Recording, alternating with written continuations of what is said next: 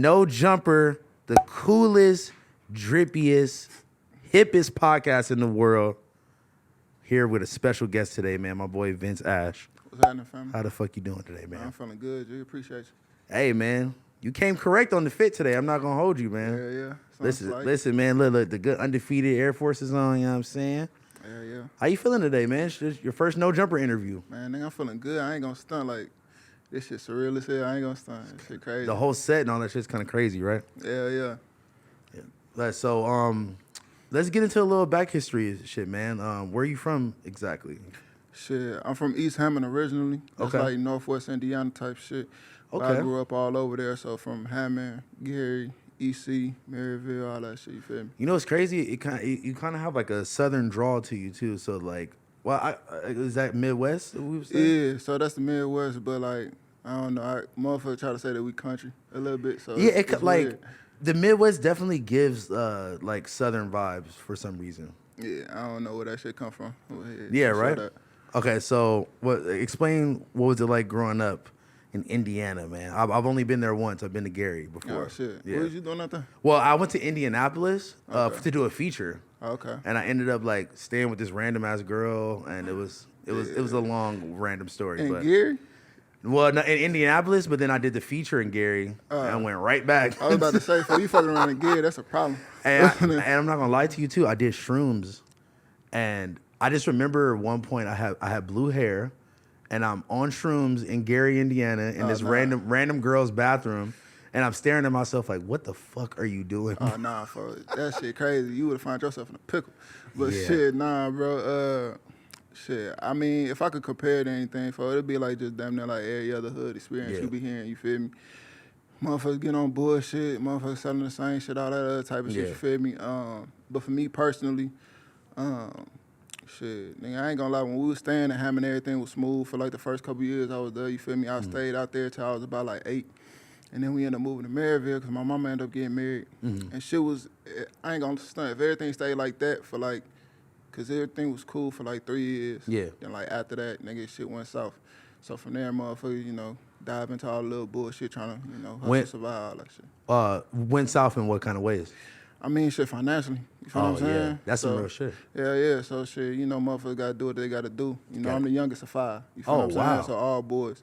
So Oh my God, your mom was probably going through it with y'all you feel niggas, me? man. So shit, you know, shit, just like I said, for just diving into all like the same old shit you be hearing, like. Do you think having that many males in the house like kind of influenced the way that you like turned out to be, or like do you think it had an impact on like you becoming a man? I guess I would say. Man, I ain't gonna stunt. Like, my oldest brother is like 5 years older than me. You Okay. feel what I'm saying? So all of us was really You got just like a trying little gap. Yeah, but we all was just trying to figure it all out. You feel what I'm saying? the same time, Yeah, because it was just my mama. You feel what I'm saying? Like, my older brother's pops, he bounced. Nigga, my other brother, his pops took him.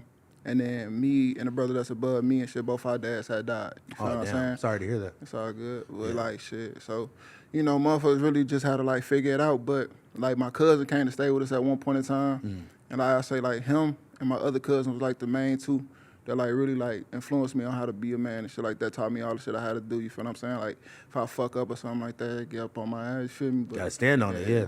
It must have felt good though, at least knowing that if you got into some shit though, you got at least 5 niggas ready to go at all times. You feel me? Yeah, I ain't or gonna 4, I mean. Yeah, nah, shit. Nigga, I ain't gonna stunt like, nigga. I used to talk hella shit at the shorty, nigga. Motherfuckers attest like shit, nigga. I used to be hell outside because I ain't used to hang around like motherfuckers my age. You feel me?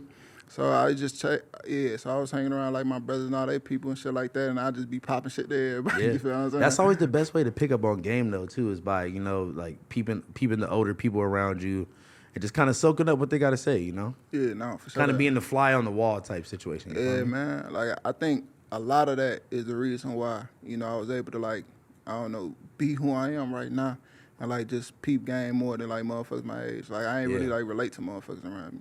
Yeah, it kind of puts you like on a higher like plane of thinking, or a higher level of thinking, if anything. You know what I'm saying? Yeah. How was school and all that stuff growing up out there? Nigga, school, man, I ain't gonna stand like, for the first couple years and shit, I want to say until I was about in like 6th grade, I got like straight A's and B's. Like I was on some shit, you feel me? But You was locked in. Hell yeah, but like after that though, like once shit started getting fucked up in the crib, and then like I don't know, for me, I just realized early that like a lot of that shit just busy work.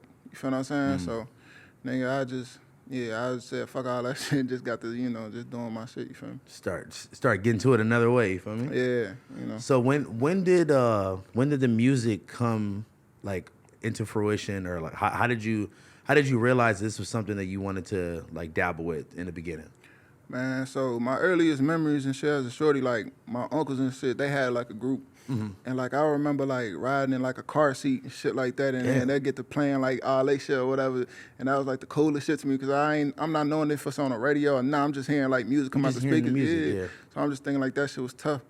I always had like an interest in it, but I ain't like dive into it until like my 8th grade year because my older brother, he used to rap. He was taking off, like everybody in the city, in the area knew him type shit, you feel what I'm saying? So like seeing him do that, and then like he got like, he was like the closest shit I seen to somebody actually like really blowing up, and that made me believe like this shit was possible. Feel me? So I feel like that's an underestimated part of someone's journey is like seeing someone else like in your close proximity, seeing someone else do it kind of gives you that, puts the battery in your back like shit. If these niggas that I knew, back then, they could do it, I could do it too. Yeah, no, definitely, man. Like, I think like that's the biggest thing, folks, because it's like just on some sideline shit. Like, it's hella motherfuckers from where I'm from that want to do this shit. You feel what I'm saying? But a lot of people give up on it early, just because you don't see the person on the day-to-day that's like really like, that's come from here and that actually seeing some success from them. So motherfuckers put the shit down like and just like focus on some other shit. You feel me? And like, like a part of that is understandable because it's like shit. At the end of the day, you gotta do what you gotta do to survive and make money and shit like that. But I think that's very telling. Someone that could like stick to it and stick through it and actually like put in the work for like the long grind. Yeah, nah, for sure that. Yeah, man. Yeah, because like you said, like a lot of people, if they don't see that instant success, they give up on it. You know what I'm saying? Yeah, man. You gotta persevere through this shit, bro. Like, nigga, man, I ain't gonna stand. It was like at points in times and shit like that where I was just like, it was only me believing in this shit. You feel what I'm saying? Like, but what's your options? You feel what I'm saying? It's either like majority of motherfuckers back where I'm from and shit like that, nigga, they get stuck in working in factories and shit and doing, and I ain't looking down on the next nigga for that shit, you feel what I'm saying? But like, nigga, I always seen something bigger for me. Yeah. You feel what I'm saying? So, like, so it's either that or, so I'd rather give my all at this shit and, see what happens instead of just giving up. I mean, it seems like you've been giving your all for a minute. When I was like really diving in and doing my research, I seen you was putting out videos on Elevator like 6 years ago. Oh, God, yeah. Wait, how old are you? 25. 25. Okay. Yeah. When did you first make your first song, and then when did you start taking music serious? I made my two-part question. Yeah, so I made my first song 8th grade. Recorded that shit in my homie closet. Oh shit. You remember how it went? Hell no. I know that shit was weak as hell though. I knew that shit was weak. Okay. But shit, I went from that to like I really started taking it serious my junior year. Cause I was recording a little bit here and there and shit around that time, but like junior year is when we had dropped the first video to this shit. It was called Eastside. Okay. And that's where Brian Zalaki from Elevator and shit, he had reached out to me. Shout out to Elevator, man. Oh, God. They had a lot of fucking gems. I mean, they probably still do, but they were very vital in a lot of people's careers. But. Yeah, nah, for sure. Like, man, bro, like some of the first times I done heard like niggas like Key. I like niggas like a little bit of everybody starting out in that SoundCloud area, shit like that was from Elevator, you feel me? That's why I heard them first. And like, to me, I felt like that shit, if I got on Elevator, if I got on like Fake Short Drive and shit around the time, because those are popping shits up in the city, now I'm like, all right, I know I'm gone. Like, you feel me? How did you go about getting in contact with Elevator? Like, did they respond immediately? How did you work that out? Man, so like I said, I was dropping songs out before then and shit, right? So I used to like submit to everybody. Like, nigga, I was blowing that shit up like, constantly. But like I wasn't getting no hit back. But as soon as I dropped the video or some shit like that, like folks had commented under it. And then shit, from there we just started building. Yeah, no, that's a fact. So like at what point did you really start to see yourself gaining traction and you're like, damn, you know what? Like, fuck everything else. This is all I'm gonna do. I'm keeping it 1,000. Man, it was like from every drop. I wouldn't drop like I wasn't that. my biggest problem I feel like was that I never was able to keep consistent. You feel what I'm saying? Because it's like it was Me too, shit. brother. Man, bro, it's because like, gee, you know, life shit get in the way. You feel what I'm saying? Then you got to make some money in the meantime. Yeah. You feel me? Life get real. So you know, going to the studio every day, spending a couple $100 in a booth don't really seem realistic too much if you ain't really seeing nothing from it. But I say like, with every job I get like a little battery in my back. But after we graduated and shit like that, I felt like, all right, it's that fight or flight moment again. You feel what I'm saying? It's either I'm gonna do this shit or nigga, I'm gonna be stuck working. You feel me? So, but like once we had dropped like the first tape, Do or Die, and I seen like, I think I had like. That was in what, like 2018? 2018. As soon as I had dropped that, bro, I had like everybody and their mama trying to hit me up on some shit. You feel me? So after that, I was just like, oh yeah, nah, I'm gone. That's a fact. That's a fact. Like, what made you decide to go with like a label situation instead of maybe staying independent, or like how did that whole process work out? Man, I say, well, for everybody, man, it's gonna be a different situation. So don't just take my word from it. But like, for me, bro, it was more so of the bread that spoke to me, that shit. And I was in a situation to where, you know, it benefited me because I'm the only artist on Goliath. Wow. So you're the first artist, right? Yeah. So with that being said, it's like I seen like I was gonna be able to get priority and shit. Yeah. Because a lot of artists don't get that when you they are sign. The priority. Exactly. For sure. So me having that, and then me being able to like negotiate my deal the way I wanted it to, like that shit, you know, that's it for me. But I'm not gonna lie, bro, that's dope as fuck because you got the whole office like focused on you, putting together shit and like really helping you like push that out. But how did you come across their radar? Did like Rosenberg hit you up like personally? Yeah, like all right, so at first, like when I had dropped Do or Die and shit like that, like I said, a little bit of everybody was hitting me up. I had like 4 motherfuckers from like Def Jam get in contact with me and shit. Shout out Genesis, Dro, you feel what I'm saying, Brandon. But that's the one who had like really had reached out to me, like kept in contact a little bit after the fact. Okay. I stay in tune with everybody else, but like I guess like soon as Paul left, he had ended up taking Brandon with him type shit. And from there, we just like after a decent amount of time of building a relationship, I had dropped like a second EP and shit. He put me in contact with Paul, and then we had got on like FaceTime or some shit. I think I'm in the back of my cousin GMC on some other shit. Like you feel what I'm saying? He called me and shit. I'm damn. Fuck. Might have saved you from doing some crazy shit or something, right? Shit, definitely saved me. You feel me? Shit, yeah, on some shit. But yeah, so I just wanted to go back a little bit because it seemed like you had like took a little hiatus after Do or Die. Yeah. How long was it in between until you put your next project out after that? What was that, like a year and a half? Yeah. Like a year and a half type shit. And like, were you continuously working on music, or were you dealing with life stuff and you kind of just had to put music on the back burner completely? That, like, I ain't gonna stunt like shit. Like, so I had got my own spot when I was like 19. Yeah. And shit, nigga, bills is motherfucker, you feel what I'm saying? Which is an accomplishment, man. There's a lot of grown ass motherfuckers. Nigga, I'm 29. I just got my first spot. Man, shit, nigga, that's still a W. You feel what I'm saying? Nigga, Yeah, I know facts. motherfuckers older than that and stuff like that. Yeah, You feel me? no, that's a fact. Oh, That's a God. motherfucking fact. But like, shit, so, you know, bills. Nigga, all what that was you shit get doing on- at 19 where you had your own spot? But yeah, so I had my own spot at 19 and shit like that. Yeah. But, you know, motherfuckers was doing a little bit of something, but also working. You feel what I'm saying? Yeah. Like, that's one thing I don't want to undercut. Like, in the midst of everything, you feel what I'm saying? Like, I was on bullshit, you feel what I'm saying? But I also work jobs, too. Yeah. You feel what I'm saying? Like, nigga, you got to keep a constant money flow. It builds character too. It puts you Sure. around people that you wouldn't normally be around. It gives you like life experiences. You feel me? Definitely. A lot of people talk down on jobs and all that shit, man. Man, I'm glad fuck. you said that. Man, bro, a motherfucker got to get their bread, for I ain't gonna stunt. Like, no matter how you get to it, nigga, it's more funny to be broke than not. Man. You feel what I'm saying? Like, nigga, it's a lot of motherfuckers who spend a lot of time in the street, don't want to get no job and shit like that, They but think don't they be having too no good. money in their pocket. They think they too good for it. Exactly, feel like I ain't gonna stunt. Like, if anything, too, like, you ain't gotta work the joint the whole time. Yeah. But, like, nigga, it's motivation. Like, bro, I was seeing, like, niggas, like niggas, they talking about they spent, like, 20 years in a factory. You feel what I'm Yeah. saying? Like, because I work factory jobs.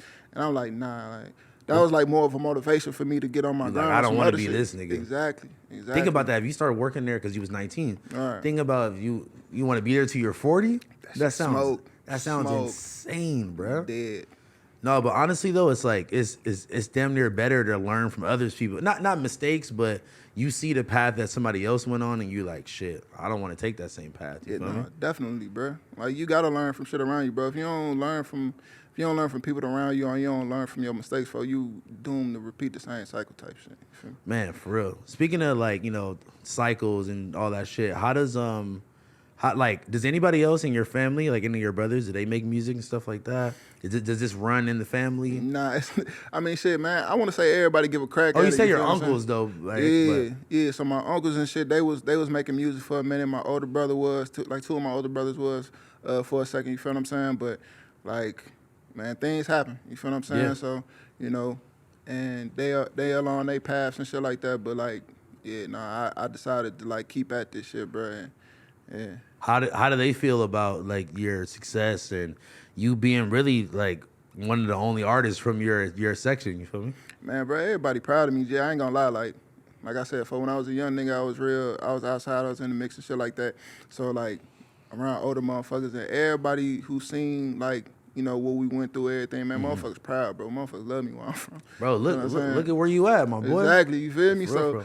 it's like, gee, I feel like a responsibility, you feel what I'm saying, to put, where I'm from on my back like that, you feel what I'm saying? Because motherfuckers was definitely there during the hard times and shit like that. Like, nigga, I remember, like, I used to walk, like, miles and shit from, like, school sometimes and shit like that. Yeah, bro, some of my older brothers, homies and shit come pick me up or, like, nigga, shout out to my nigga Trey and Cardi and shit like that, man, when I was a shorty. Like, they seen that niggas was walking around with, like, busted ass forces, all type of shit. Niggas gave me shoes. You feel what I'm saying? Like, nigga taught me how to shoot dice. You feel what I'm saying? Took that shit to school, made money. Like, that's you feel crazy. me? So it's like, man, I know motherfuckers is proud looking at me, watching shit. You feel what I'm saying? So, yeah. But that's some real shit for you to even like internalize moments like that. Even like you knew their names right off the bat and shouted them out. A lot of niggas, they act like, they scared of where they came from or they scared to show love back to people and shit like that. And that's just very commendable, bro, for real. But It take a village, bro. man, for real. But I mean, shit, I know it's probably not all smiles and giggles and shit too. I know, like, do you feel like hate from your hometown too at the same time? Is it like a balance? Man, I ain't gonna say I feel hate. It was a lack of support in the beginning. You feel what I'm saying? But that's with everybody, though. You feel what I'm saying? People don't want to jump on until you already. Exactly. You feel me? They want to wait till you love baby or some shit. You feel what I'm saying? So, and then want to act like they gave you the forces back when your shit was busted. You feel me? So, but man, I say hate is more so from motherfuckers that was like in close proximity. For like motherfuckers that was around me hated on me more than like motherfuckers outside. Yeah. You know what I'm saying? That's like, crazy. Yeah. And that's something that I don't think people really realize until they're in that position. Like the motherfuckers that you used to think was your day ones, you used to think that's my motherfucking brother. That would be the niggas that switch up the fastest, For sure that. You got any like specific stories of niggas that like just end up doing some weird shit? I mean, nothing I want to speak to, but it's definitely some shit that like, that transpired. Like I ain't gonna lie, like, all right, so I had got signed like 2020, but 2021 is when like shit was really moving. Yeah. And like, but that whole year like was a learning experience. You feel what I'm saying? From family, from homies, all that shit. From like you were saying, like, motherfuckers just get on psyche shit just for the fact of like perception. Motherfuckers think you got more than what you got, or niggas feel entitled to shit, or motherfuckers just, I don't know, they got their own little shit that they own bag that they carrying. You feel what I'm saying? But it was hella that. You feel what I'm saying? So, yeah. Yeah, but, I mean, shit, it seems like you persevering through that. And, you know what I'm saying? Like, shit, look at where you at now. You at No Jumper. Is this your first time in L.A.? Or is this your first time, like, doing some shit like a big interview? Man, the first time doing a big interview for sure. So I seen you do one with Rosecrans Vic. Yeah, that's my nigga, man. Shout out to Vic, man. Oh, God, yeah, man. How was that? How did y'all get in contact? Man, so... like 2019, we had did South by Southwest. Yeah. And like I ain't gonna lie, I've been in tune with like Chris, Cypress, and Chrissy. You know your shit. Like yeah. So like I got all plugged through Jeff Weiss and shit like that. Cause I was with PLW for a second. So, they had definitely like put me in tune with like LA shit or whatever. And like when we had did the little Don't Come to LA show and shit like that, I had got in tune with Vic. And then from there, like, motherfuckers was just building. You feel me? See, because that's why I almost assumed that you were from LA because I seen Rosecrans Vic interview, like, but then when I actually really dive deep into your music, I'm like, your voice and your sound is not like, you can't pinpoint it to a region, and I feel like that's the best thing you could do as an artist is really separate yourself. You feel me? I appreciate that. I ain't never heard that shit before. That shit Do you tough. think I was gonna say, like, do you think you did that on purpose? Nah, man. It's just shit. I go in there and I just do my shit. You feel what I'm saying? So. Like, even like I was listening to your last tape and like, okay, you got a feature with Bino. Yeah. How did that work out? Shit, man. My manager ended up putting me in tune and shit like that because they got a prior relationship and shit like that. But I was fucking with folks like, as far as like in music and shit like that for a second, cause I used to listen to a lot of Nip, like 2012, 2013 when all the Chief Keef shit was going on back at the crib. Like, nigga, me and folks was probably like the only niggas back where we was at that was listening to like Just Read Up To and all that other shit. You feel what I'm saying? Y'all So, niggas like, was tapped in. Oh God, like, nigga, but I feel like I could relate to this shit more. You feel what I'm saying? No, it's a fact. Because like, all right, so Chicago shit, like, all right, so here's the difference. Cause I lived out there and shit like that during like high school and shit. How far is that from each other? So where I'm from in Hammond, that's like 20 minutes. Oh, You wow, feel what that's I'm right saying? there. Yeah, so like we damn near on the state line. Yeah. You feel what I'm saying? And then, but yeah. So like fuck, what was I talking about? I don't lost my like the train of thought. difference between Chicago Yeah. and Indiana. Oh yeah. So like, you'll get some of the same shit, you feel what I'm saying? But like Chicago motherfuckers a little bit more like, they're a little bit more live, Yeah. a little bit more flashy, you feel what I'm Yeah. saying? We're on the same shit, but niggas more like laid back where I'm from, you feel me? No, that's a fact. And like, I mean, like you got like upbeat music too, but like I feel like your voice just kind of gives off like a chiller vibe. Yeah. But like I was listening to your tape and like you even had some songs that kind of like give me like Memphis vibe a little bit too, and I'm just like, you definitely were hitting different pockets on your tape, and I was like, okay, like I'm fucking with it. Well, yeah, okay. So then you and Bino got together for that song. Yeah. Were you like really anticipating that feature? Did you think like, oh, I don't know if this nigga gonna hop on Man, it? Like, shit, definitely that shit, cause it took a little second and shit like that, cause I'm like, oh shit, maybe he don't fuck with the joint, but shit, nigga, after a minute or whatever, he hit niggas back, got the song in and shit like that, did a little shit up in the studio or whatever to like polish it up and Yeah. shit, nigga, shit, did y'all shoot a video for that yet? Yeah, we had shot a video, but folks was like, I think he was on tour or some shit like that. Yeah, facts. Yeah, because he's been going crazy too, like within the last like couple years. Like, because I knew about him too a long time ago, but within the last like 2 years, bro, he's really been fucking taking off. But I think that's smart of you to like to dabble in different like subgenres or different sounds. You feel me? Instead of just like, well, because is there really like a specific Midwest sound you would like? Nah, man, That you can like attribute. Nah, if I'm being honest, I mean, shit, cause there ain't really too many artists from where we from, you feel what I'm saying, to like establish that. But I feel like, you know, with a lot of niggas that's on the up and coming, like motherfuckers who doing their shit, you feel what I'm saying, like it's starting to become one. You feel what I'm saying? For that's sure. a fact. Cause like who else is from fucking what, like? Other than Freddie Gibbs, so we ain't really got no other niggas. Yeah, like, he's from Gary, right? Yeah, he from Gary. Yeah, that's nuts, bro. Yeah, so hey, listen, God. you the young nigga, man, doing it from your area, bro. That's fucking crazy, bro. Yeah. Okay, look, so when I was doing my research, I kept seeing a couple different people doing a reaction to one of your songs, and they kept saying that you're you're new Tupac, or that you sounded like Tupac. And you know what? I kind of see what they meant, like the sound of your voice. I think that's what it was, or your vocal inflections, if anything. That's what it was. How do you feel about that? That's a pretty big comparison to. Man, bro. Man, I knew this shit was coming now. So, like, I ain't gonna stunt, man. Like, I mean, I could appreciate it for what it is. I know motherfuckers ain't trying to be disrespectful and shit, you feel me? But, like, you know, just like anybody else, I'm my own person, you feel what I'm saying? I ain't trying to be like folks, I ain't trying to, you feel what I'm saying? But I could appreciate it, though. Yeah, I mean, like, at the end of the day, shit, they're not comparing you to, you know, some bullshit artists or nothing like that.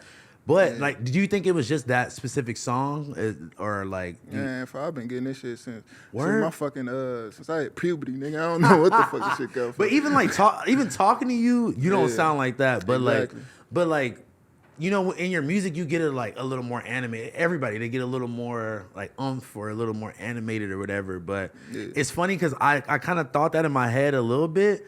And then when I was looking at niggas doing reactions to your shit, I seen like 3 in a row that was like, is this Tupac reincarnated? Tupac reincarnated was fucking crazy. Yeah, nah, that shit wild as hell. I seen one nigga, folks, because I don't even be checking comments, but like, nigga, I seen one nigga call me Tupac, nigga. That shit was hilarious. I was dead. Bro, honestly, the fucking internet and the shit that they come up with is actually really hilarious, Niggas is hilarious, bro. Motherfuckers got too much time on their hands. Bro, you know what? You know, I might be giving out free sauce here. What you need to do is just run with that narrative, do a whole tape. I can't deny it. Smoke, bro, nigga, just or what about a sample? That shit sample. That shit smoke. I ain't gonna lie, that shit dead. Nah, I felt that. Because you know what? I feel you. You your own artist. Nobody ever want to be compared to anybody. So I feel you, man. Okay, how about this? For your next project, give me 3 dream features that you're gonna make happen for this next project. For the next project, man, for sure. You just dropped. Yeah, but I'm about to double up though. So shit, now I want to get this Boosie feature. I want to get. That's gonna be a banger, bro. Oh God, fuck. Yeah, we grew up on that nigga. I'm trying to see who else I want. I like fucking with singers. Like, yeah, like nigga, this is just some throwing it out there. But like shit, nigga, I'll do a Daniel Caesar joint or like that'd be crazy. Somebody with some range or some shit. Like, yeah, I get Brent Fires on your shit. That shit will be crazy, folks. Listen. Oh God. You gonna have the bitches throwing panties on stage, bras off, all of that. Yeah. No, that's cool though, bro. You gotta incorporate different shit, man. And honestly, bro, you seem like you have really been putting in the work. You've been putting in the time, and I feel like it's your time to shine right now, my brother. Yeah, man. Do you have anything specific that you want to shout out? You got anybody you want to, say thank you to or anything like that, man? Shit, nigga, without Measure Volume 1 out now. You feel what I'm saying? Volume 2, when can we expect it? Shit, nigga, sooner than later. Oh, shit. All right, man. We getting the exclusive right here, man. You feel what I'm saying? Shout out to the crib. You feel what I'm saying? Whole 219 and shit, yeah. Man, listen, thank you so much for letting your boys sit down and do this interview with you. Shout out to Indiana. What I'm saying. Shout out to Goliath, man. Shout out to Laura for setting this up, man. Vince Ash, House Phone, No Jumper. Tune the fuck in, man. Go stream the motherfucking album. Y'all know the vibes. Gang. Appreciate you. Appreciate you, bro.